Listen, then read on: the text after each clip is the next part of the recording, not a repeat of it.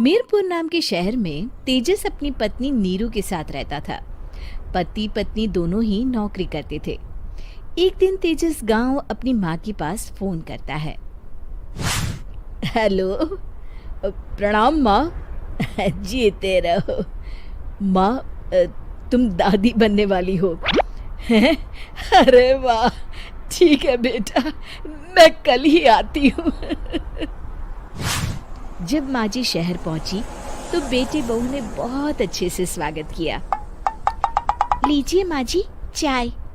अरे गर्मा गर्म पकोड़े ले आओ माँ के लिए। नीरू रसोई में गई और 2 मिनट में ही पकोड़े ले आई। जी ये लीजिए। बहू जादू से बनाए हैं क्या?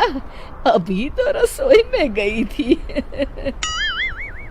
यम्मी। माँ जी, शीला रसोई में पकोड़े तल रही है, मैं बस लेकर आई। हे भगवान, मेरा धर्म भ्रष्ट कर दिया तूने। अब तो गंगा जल से शुद्धिकरण करना होगा।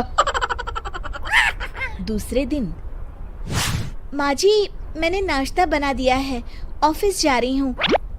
पर अभी तो घर का सारा काम पड़ा है। शीला आती ही होगी, झाड़ू पोछा बर्तन कपड़े वो सब कर लेगी। हमारे जमाने में घर का सारा काम हम ही करते थे। जी माँ जी, आप बहुत होशियार हैं, मैं घर ऑफिस दोनों नहीं संभाल पाती। तो जरूरत क्या है घर से बाहर जाकर चाकरी करने की? वैसे भी घर का काम खुद करने से घर में बरकत आती है, समझी? पर माँ जी। पर वर कुछ नहीं, इस महीने की पगार मिले फिर ऑफिस बंद। हाँ। रात को नीरू तेजस से कहती है, सुनिए जी, माँ जी बोल रही थी कि मैं नौकरी छोड़ दूं। वैसे ठीक ही तो है, अभी तुम्हें आराम की जरूरत है। फिर भी आराम कहाँ, शीला को छुड़ाने के लिए बोल रही थी। तो अब 24 घंटे में इतना काम तो कर ही सकती हो। पर जॉब पसंद है मुझे, घर पर मन नहीं लगेगा। अगले दिन जब दोनों ऑफिस के लिए निकल रहे थे, मेरी तो कोई कीमत ही नहीं है इस घर में। माँ जी, आजकल महंगाई बहुत है, रहन सहन भी बदल गया है, दोनों नौकरी करते हैं तभी ठीक रहता है। अच्छा, तू कहना क्या चाहती है? मेरा बेटा तुझे बिठा के खिला नहीं सकता? तू ही इस घर का खर्च चला रही है, हैं? नहीं माँ जी, मेरा वो मतलब नहीं था। मतलब खूब समझती हूँ, ये बाल धूप में सफेद नहीं किए मैंने। हाँ। अब तो ये रोज का काम हो गया था। तेजस भी रोज की झिकझिक से परेशान हो गया था। एक दिन उसने कहा, नीरू, वैसे भी तुम्हें मैटरनिटी लीव मिलने वाली है, तो अभी से ही छुट्टी ले लो। पर क्या, मेरी सैलरी अच्छी खासी है। आखिर नीरू ने रिजाइन कर दिया। जब बच्चा हुआ तो घर में सब बहुत खुश हुए। कुछ दिनों बाद तेजस फाइल देख रहा था। क्या हुआ तेजस, कुछ परेशान लग रहे हो? हाँ, वो हमारी जितनी सेविंग्स थी वो तो हॉस्पिटल में और छठी के फंक्शन में खत्म हो गई है नीरू। और अभी वैसे मंदी चल रही है तो मैं बोल रही थी कल मुन्ना को हेपेटाइटिस का टीका लगवाना है।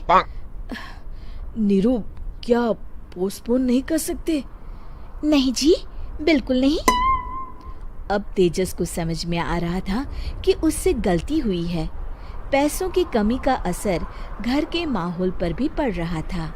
अगले दिन, बेटा मेरा चश्मा और ये दवाइयाँ ले आना, पर्चा देते हुए माँ जी ने कहा।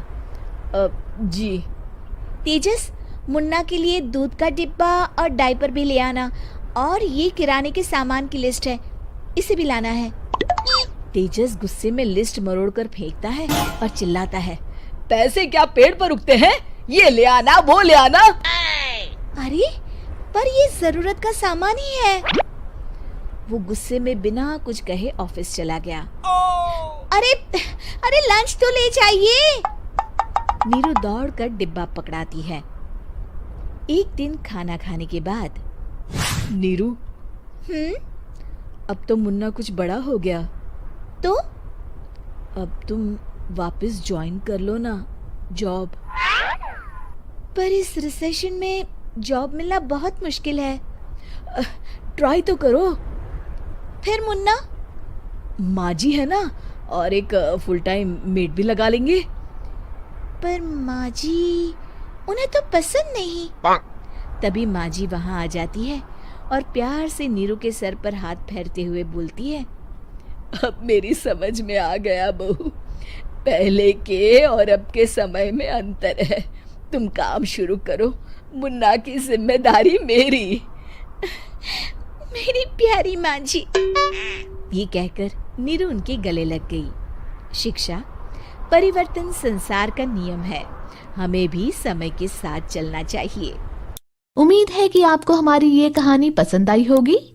कृपया हमारे चैनल को सब्सक्राइब करें और सभी अपडेट्स के लिए बेल आइकन जरूर क्लिक करें।